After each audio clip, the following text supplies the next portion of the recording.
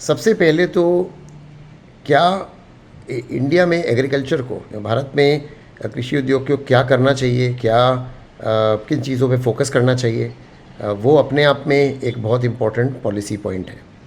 जैसे प्रोटीन, कोई भी आप किसी भी विकसित देश को देखें तो प्रोटीन का कंजम्पशन या प्रोटीन की खपत से आदमी का पेट भरता है। प्रोटीन जितना ज़्यादा पर कैपिटा या पर कैपिटा बेसिस पे जितना ज़्यादा प्रोटीन खाया जाता है उससे देश और प्रॉस्पर करता है। सो प्रोटीन इंडिया में वेजिटेरियन पॉपुलेशन को मोस्टली दालों से मिलता है, नॉन वेजिटेरियन पॉपुलेशन को मोस्टली चिकन या फ़िश या बाकी और नॉन वेजिटेरियन अंडों से, बाकी नॉन वेजिटेरियन सोर्सेज से मिलता है। प्रोटीन के लिए स्पेसिफिक स्कीम्स बहुत इंपॉर्टेंट है। प्रोटीन में चाहे वो दालें हों, चाहे वो एक्वाकल्चर हो, चाहे हॉर्टिकल्चर हो,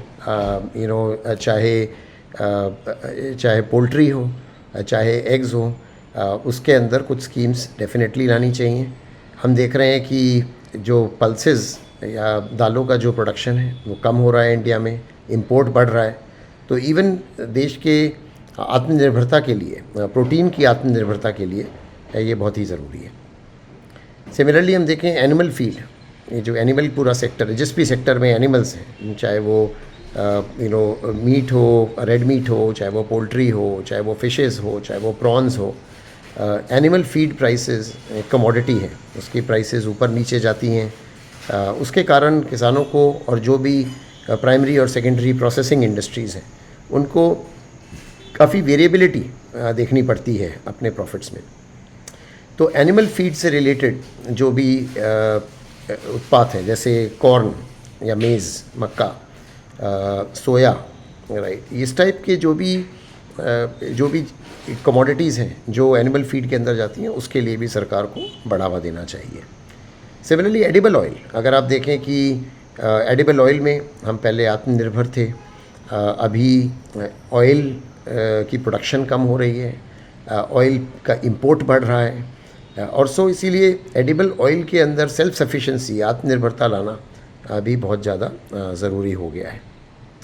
और इसी के अंदर मैं चौथी चीज़ बोलूँगा कि जो पूर्वी और उत्तर पूर्वी इलाके हैं वहाँ पे एग्रीकल्चरल यील्ड या जो उत्पाद होता है प्रति एकड़, वो आज अब पंजाब से अगर हम राइस या वीट कंपेयर करें तो पंजाब या बाकी स्टेट्स के वर्सेस जो उत्तर पूर्वी और पूर्वी इलाकों में यील्ड बहुत कम है।